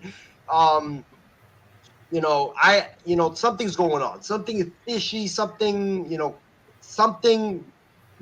that is not right is going on in Nevada. And, I want President Biden to open up an investigation into the corrupt state that is Nevada. And the last thing I'll say about the A's before I go to the team, I don't know, like, man, I'm glad that I was able to keep it together, but James, for me, it just makes no sense, right? You're going to go to Nevada, you're going to, get the money, but you're going to end up building a 30,000 seat ballpark, which is one of the smallest ballparks in all of North America. It just doesn't make any sense. It really, really doesn't. And the fact that MLB is letting this happen, the fact the government is letting this happen, is a total disgrace. And, about the A's, they won 7 games in a row, James. They won 7 games in a row. They finally started playing the young players. They finally started playing the guys that I wanted them to play. But it sucks that they lost today to the Rays, and also yesterday as well to snap that winning streak. But yeah, the A's, they're fighting at least making the games competitive. It's not blowout, blowout, blowout, blowout. So that's good. I think I'm looking at our schedule now. We play the Phillies starting tomorrow for a 3-game set, which I'll be there at the Coliseum for game 1 on Friday.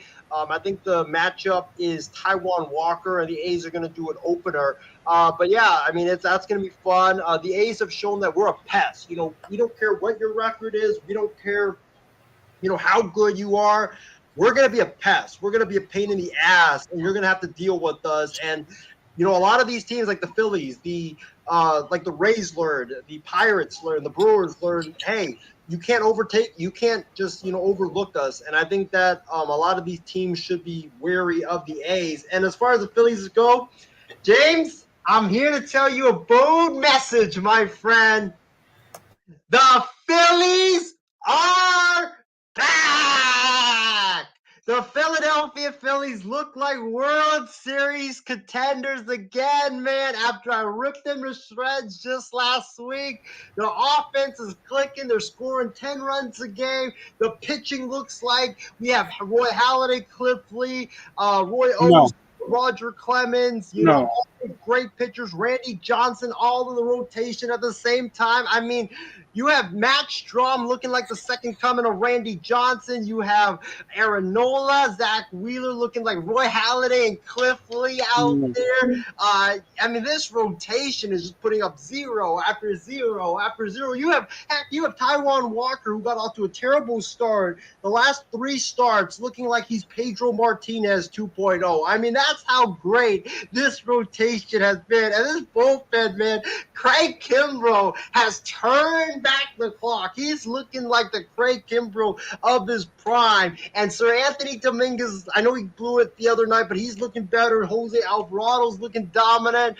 I truly think the Phillies are not only going to get into the playoffs, James, but I think we can go for the division because that NL East is not that tough. Like the Braves are good, but the Mets are struggling. The Marlins, I think they're going to fall back down to earth, but you look at this division right now, it is very, very winnable, James. The Phillies are only 8 games back, and that's not a lot comparing to how they started the season. But, I know we'll talk about them in a couple of topics, but I think if you're Philadelphia, go for it. Go for it at the deadline and go get guys like a Paul Goldschmidt.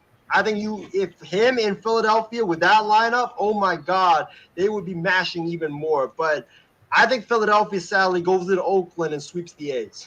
Sadly. Okay. The last topic here, the Cardinals and Mets are slated to play each other in a 3-game series this weekend between 2 of baseball's most disappointing teams. You throw the Padres in there as well, I would think. I'm trying to think of somebody else. But definitely the Mets, being 32 and 36, 4 games out of the wild card.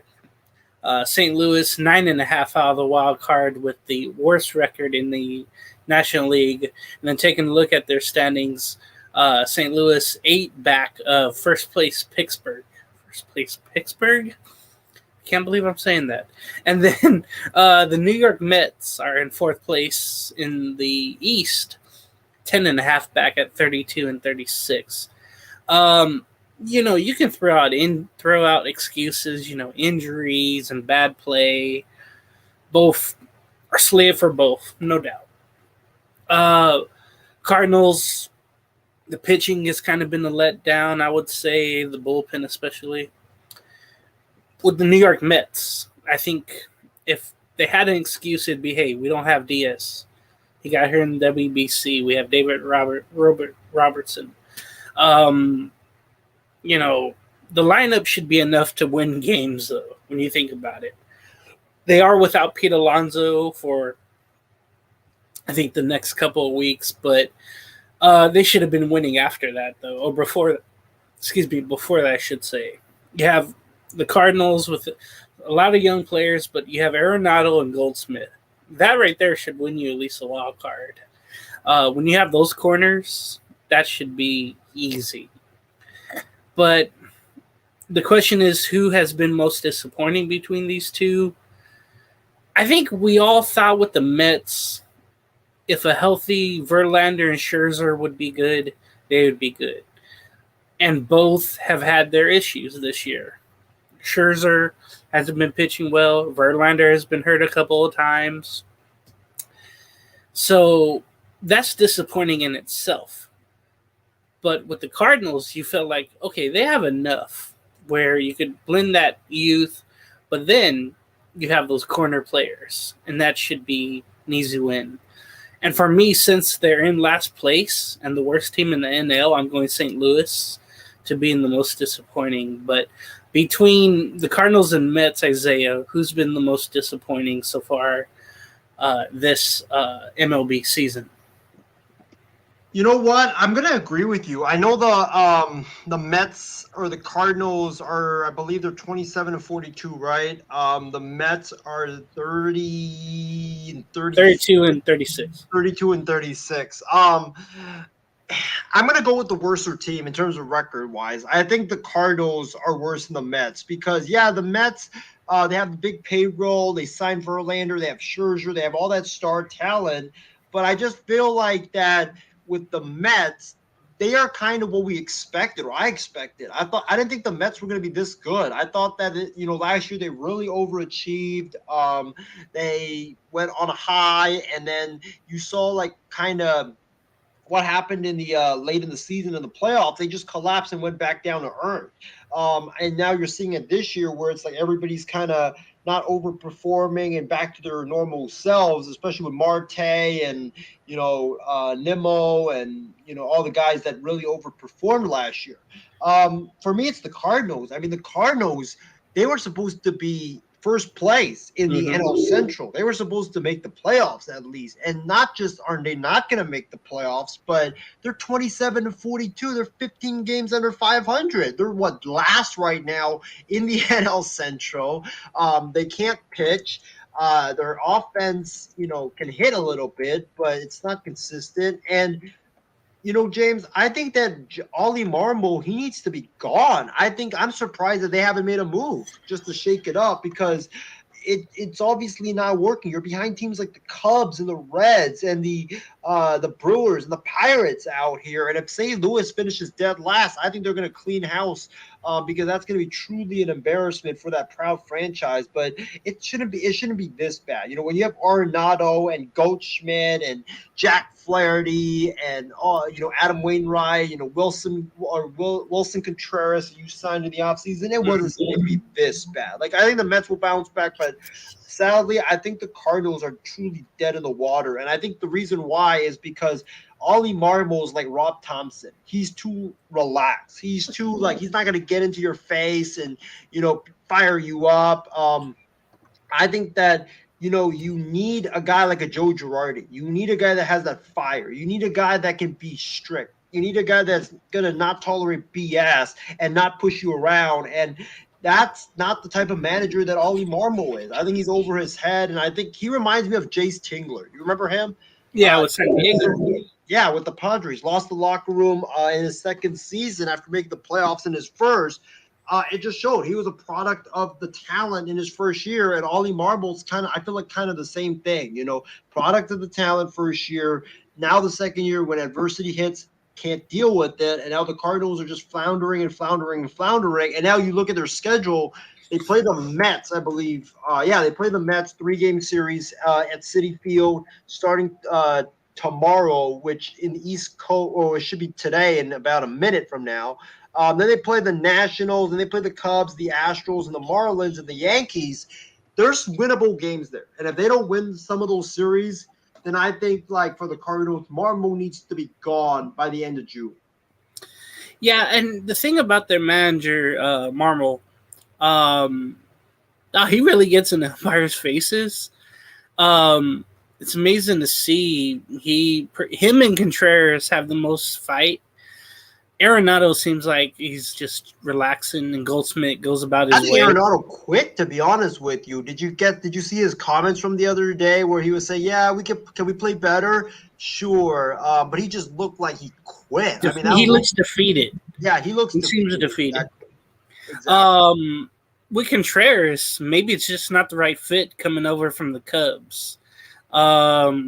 Maybe he has a stranglehold on the locker room. I don't know what the situation is, but it just doesn't seem like a good fit because he's a fiery guy. We know Arenado has been in the past. I don't know what it is. It's amazing to think, but I think their ERA is just really bad, and The pitching is real bad. They played the Angels, remember, early in the season, and the Angels somehow swept them in Tuesday, Wednesday, Thursday series, and I was like, okay, those are imposters. Those are not the St. Louis Cardinals. We'll get to our final thoughts. Do you have any announcements for the network? Yeah, some announcements is kicking in with Cruz. We were gonna ask Ben about when it's gonna be on, but it's probably gonna be maybe sometime over the weekend. So stay tuned for that. NBA draft is next week. Mm-hmm. We might do a mock draft show before that. We may do a live draft show, so make sure you tune in for that. But just keep tuning in to our page. We're going to have more announcements on programs coming up, and it's going to be a really exciting, time now in sports because, the NBA finals are over, but the draft is next week. I think we're going to have a lot of trades between now and the draft, and then free agency starts in 2 weeks, and then after that, once free agency is over, James, football training camps open up. So, man, it's going to be an exciting end of June and into July for us as sports fans. And there's going to be I think there's going to be a lot of shaking up in the NBA the next few weeks. I'll tell you what, before we get to our final thoughts, why don't you give a shout out to the viewers of this show tonight and the commenters who came in or commented? Yeah, I want to thank our viewers, Edward Lee, Christy Wilson, Shardo Gupta. Shout out to you. Shardo forgot to read his comment. He said, "Hi, gentlemen. How are you guys doing tonight? Thank you for watching, Shardo. Thank you to Ben for commenting on the program tonight. I don't know if I forgot anybody. If I did, sorry about that. Thank you for you guys for watching. Really appreciate it. But great show tonight, James. And we can go into final thoughts. But thank you to everybody for watching and commenting on the program on the program tonight. Okay, so my final thoughts. It's been awesome the last couple of weeks. I really watched some ESPN, but I've been watching some of the College Baseball World Series playoffs. That's been going on. That's always fun. I was watching the World College Baseball softball before that too. I was surprised that one of the Oklahoma women will be transferring to Nebraska. I was like, what the hell? But that's a big move there. And then I got to give a shout out also. I saw 30 for 30. It took a couple of weeks. There was 4 parts about one man's life. It was the luckiest guy in the world. And it was about Bill Walton. And I thoroughly enjoyed all 4 parts of his documentary of the 30 for 30. That might be the only thing ESPN does well is the 30 for 30s. And I really enjoyed, their hockey coverage is really good too. Baseball and basketball, forget about it. It's a giggle fest every time there's a baseball game. It's really annoying. But the 30 for 30 for Bill Walton, that was pretty good. And I learned a lot. And, when I met him in 2021, my life was pretty much complete there. Not yet. But, I feel like I'm lucky. So I get to talk about sports with people. Good. Always talking with you, Isaiah. So get us out here with your final thoughts, and we'll get the countdown going. Thank you, Isaiah, for having me on. Catch you next time. Well, James, appreciate you for having me or coming on, man. I really appreciate it. But, I want to send us out with this. My final thoughts for tonight's show is this, y'all. It's something I saw on the internet today that just perked my eyes up, like James is giving that sign. Sure. And this was this. The Vikings lose again. The Vikings lose again. Isaiah. And continues on and on. Kirk Cousins is not going to have extension talks with the Minnesota Vikings, y'all. He's probably going to bounce from Minnesota after next season, man, or this upcoming season. So, Steven, my friend, I just want to tell you, man, I'm going to get you that early Will Rogers to Minnesota t-shirt, buddy, because y'all going to be having the number 1 pick in a couple of years. And the city of Minnesota, see, this is the thing, James. Your Angels, my A's, we've been in poverty for like the last several years. But can you imagine Minnesota? You have that super team with Diggs, with Thielen, that team that went to the NFC Championship, and then just to lose and get clobbered, and then you signed Kirk Cousins, who at that time I compared that signing to Kevin Durant going to the Warriors. That's how insane I was at that time. And then, you missed the playoffs. You only win, I believe, one or two playoff games. And you lose to Danny Dimes this year. And then Jefferson replaces Diggs. And now Cousins is about to walk, and that era of Vikings football is about to be over, man. Just sad, pathetic Vikings. And, it's just the Vikings. I mean, they're like what the Nuggets were before they won the championship. Just constantly losing, constantly, missing chances, windows of opportunities closing. And, Kirk Cousins was probably the biggest fish they could get, and he's going to probably walk after next season. Gotcha. So, yeah. But, man, it's been a great show. Thank you to everybody for tuning in, man. Stay safe, stay healthy, and we will see all of you guys for another edition of Sports Weekly, probably sometime next week before the NBA draft. Have a great night, everybody. But I said, if you gave me Mahomes, if you gave me Lamar Jackson with his great legs and Mahomes' great arm, when you gave me Baker Mayfield, who would I want? I would want Baker Mayfield, and the reason why is because Baker Mayfield... I really think that now this is the worst case scenario for the San Francisco 49ers, is that they're going to have to cut ties with Jimmy Garoppolo if I were them. What? Oh my God!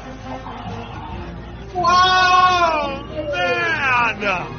In any event, Kyle Gibson is definitely my NL Cy Young Award winner. Rock on, Gibby. And even no way! Oh my God!